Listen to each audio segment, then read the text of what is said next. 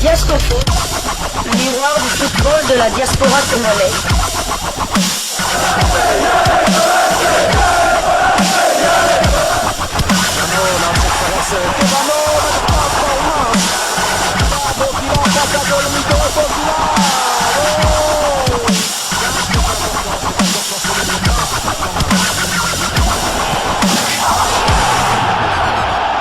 Diasco Foot, le miroir du football de la diaspora congolaise. Vous êtes sur Diasco Foot, le miroir du football de la diaspora congolaise.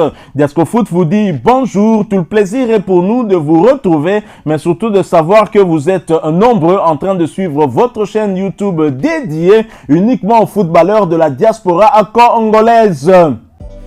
C'est l'heure de partager avec vous quelques news que nous avons pu récolter pour vous, des news concernant certains de nos internationaux, des binationaux qui se sont illustrés dans leurs clubs respectifs, et cela dans le cadre de cette première livraison sportive de ce dimanche 19 mai 2024, une livraison que nous débutons par l'Angola.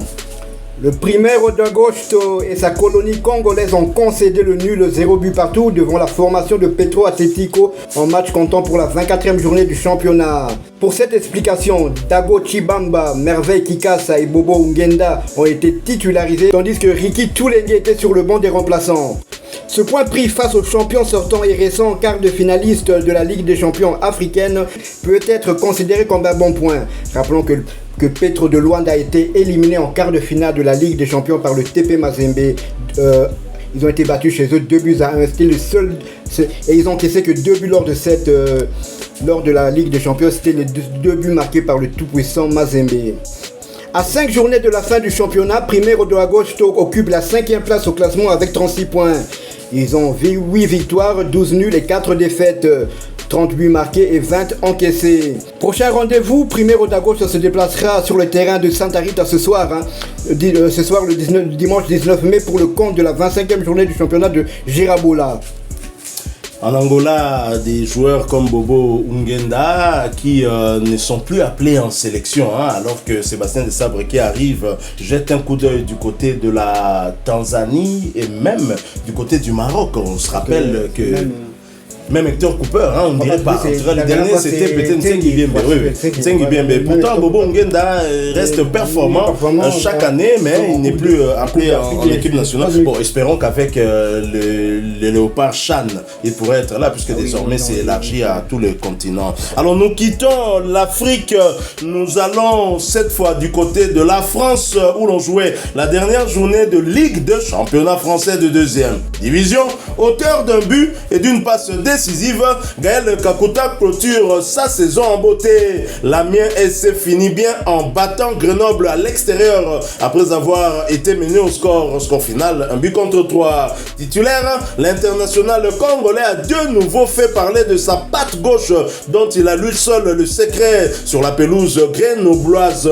D'abord sur une frappe de l'extérieur de la surface qui a conduit à l'égalisation des siens. Nous sommes là à la 63e minute de jeu. Puis sur une magnifique louche qui a permis à son coéquipier de marquer le but du 1-2 à la 71e minute. Son club va finalement s'imposer sur le score d'1-3. Gaël Kakuta n'a pas disputé l'intégralité de cette rencontre puisqu'il a dû céder sa place à la 80e minute, portant à 1764 minutes son temps de jeu sur les 3376 minutes possibles.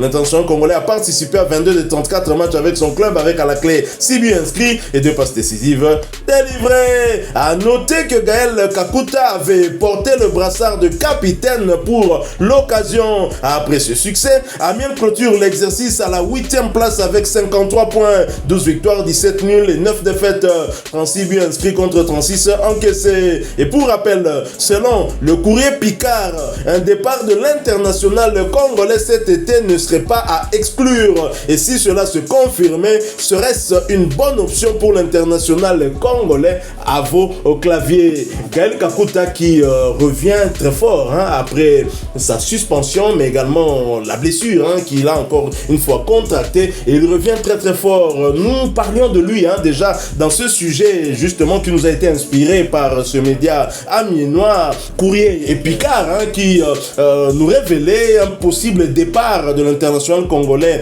cet été, donc en fin de saison, alors qu'il est encore sous contrat, je pense, avec Amiens. Et dans cet article que nous avons lu pour nos abonnés, on se plaignait même de sa performance cette saison, hein, tout en nuançant quand même qu'il a eu à manquer au moins 16 matchs, hein, dû à des blessures et dû aussi à son déplacement du côté de la Côte d'Ivoire pour participer à la Coupe d'Afrique des Nations avec la République démocratique du Congo. Il n'avait alors inscrit que 5 buts et une passe décisive. Et en un seul match pour clôturer la saison, il inscrit un but et il délivre également une passe décisive. Il passe donc à 6 buts et 2 passes décisives. Visiblement, Gaël Kakuta, c'est réellement le maître-homme d'Amiens. Je ne vois pas ce club le lâcher. Tout à fait. Donc, et si par malheur, pour l'équipe d'Amiens, Kakuta est transféré, donc il doit partir en beauté, hein, en ayant marqué un but, en ayant délivré une passe d'essai, tout en portant le brassard de capitaine.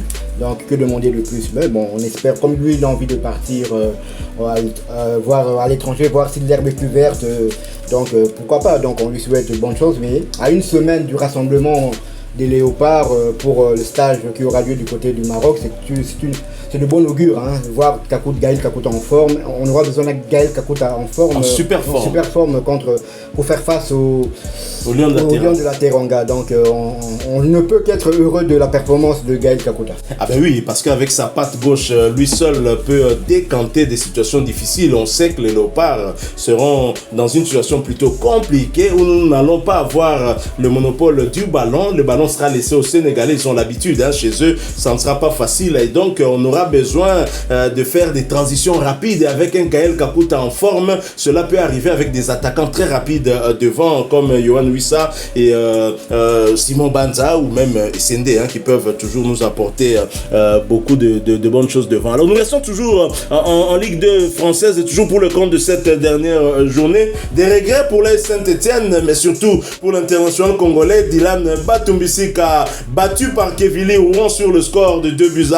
L'AS Saint-Etienne n'a pas pu profiter du nul d'Angers pour valider directement son retour dans l'élite. C'est bien dommage. Défaite 2-1. Dylan Batumbisika est malheureusement resté sur le banc et cela pour la 3e fois consécutive. Nini Tousalité Potoye, pourquoi Azobeta Lissousouté. Dylan Batumbisika voit son temps de jeu stagner à 2158 minutes sur les 3358 minutes possibles.